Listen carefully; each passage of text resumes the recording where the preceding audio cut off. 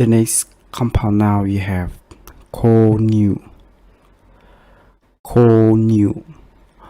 購入is mean purchase or buy. In here we have the example like 昨年 POS システムを購入しました。昨年 POS システムを購入しました。Which means we bought the POS system last year.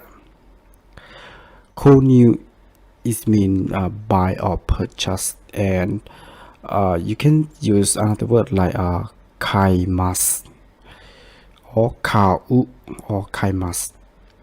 They also mean buy, but the word 購入 they will use when you're writing the report or when you write down they will use the 購入.